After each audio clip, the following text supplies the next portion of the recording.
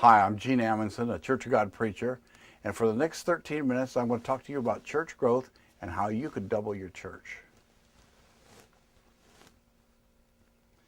One of the things about church growth is I don't think there's enough emphasis in good preaching in America. I mean, it's hard for me to even stay awake in most sermons today. And I say this, well, you have to have perfect peace to sleep in church. But I wrote up on that blackboard, I really think we need more 20-minute sermons today until we really get our sermons down. Do you guys know Buntain? He's one of your Assembly God guys in Tacoma. I used to not really care that much for him. I hear him on TV. And then when I went through my divorce, I was devastated, and I could go there, and his sermons were only 15 minutes long, but they would pick me up. And I remember a friend in Single said, "You can't get fed there. He doesn't really go deep in the Word." And I said, "No." But I come out of there and my heart's picked up. He says, "Well, that Buntain will do that. He'll pick you up." And so I talked to Buntain. I said, "Buntain, I didn't really care for your sermons, when I first went in the ministry. But I said, I like them that day." He said, "Well, that's because I had to change." He said, "I got 15, 18-minute sermons." He said, "I had to change." And so because you're here and you love the Lord and you're a Church God preacher, you're a Assembly God preacher, and anybody's listening, what I did is I think there's two really great preachers in America today. One just died 2 months ago. His name is Gerald Marvel, and you'd heard him. He only had a church of 2,000, and he was a Church of God preacher in Vancouver, Washington. Gerald Marvel. And then the other guy is a guy named, let me tell you about this preacher in Kentucky. He's not very tall, and he's as wide as he almost is tall. Wayne Smith is his name. But I'll tell you a story. I was in North Dakota hunting with a friend of mine that I went to college with. He says, "Today," he said, "we got to go to a funeral. I guess we have to go. We can't go deer hunting today." But he said, "We get a free meal." So we went in there, and this guy, they'd flown in from Montana to North Dakota. He was a Christian pastor, and that's what Wayne Smith is, a Christian pastor. And as I listened to that preacher up there that they flew in, I could tell that he knew my friend Wayne Smith because his sermon just sounded like Wayne Smith. And so afterwards, I walked up. I says, "Any chance you know a Christian pastor named Wayne Smith?"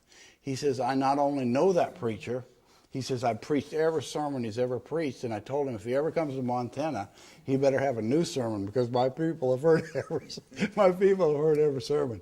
So I took the 100 sermons that I have with Gerald Marvel and Wayne Smith, and I gave them to Indiana's executive secretary, Bob Moss.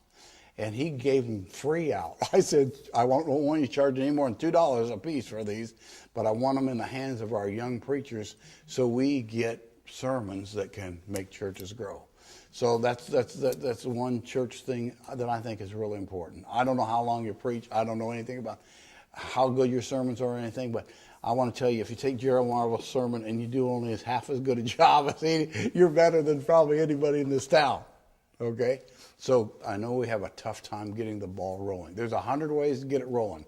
I think good preaching is a good way to start. Number two, when I was in Kentucky, I would go out and preach for this little old Church of God preacher named John Chambers. You ever hear that name down there? Yeah. He's an old-time preacher. He's 71 years old. 71 years old. And he had that's young. Did I say he was old accidentally? Yeah, he's going to be 73. Oh, is that right? Anyway, John Chambers, and you got to admit this, you don't find a preacher in the 70s very often that's got a church of 150 people. You do once in a while. But he was a good preacher. You listened to him, and he did a good job.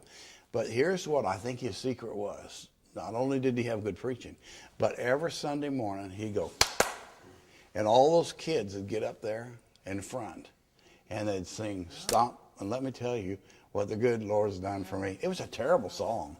But those parents brought their relatives and their neighbors to see their kids be the next Loretta Lynn. That's what they did. That's right. They did that. And if you don't let their kids sing on Easter, you'll never see those families again.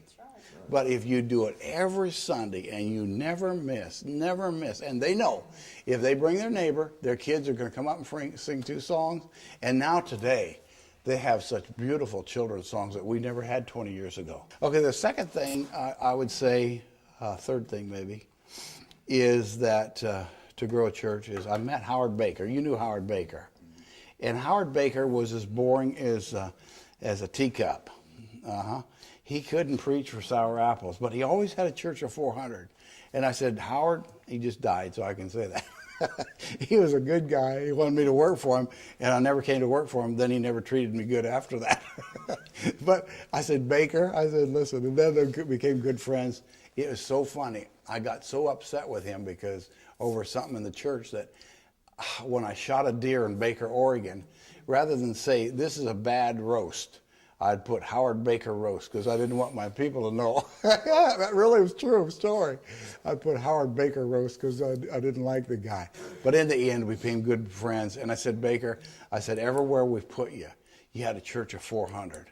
How come? What's your secret? He said, my secret is once a month, I get a guest musician or a guest preacher. What's killing the church today is pastors protecting their pulpit. There is never this scripture in honor preferring one another. I hate it when there's new people in the congregation and you're sitting in the church and they don't introduce ever new people there.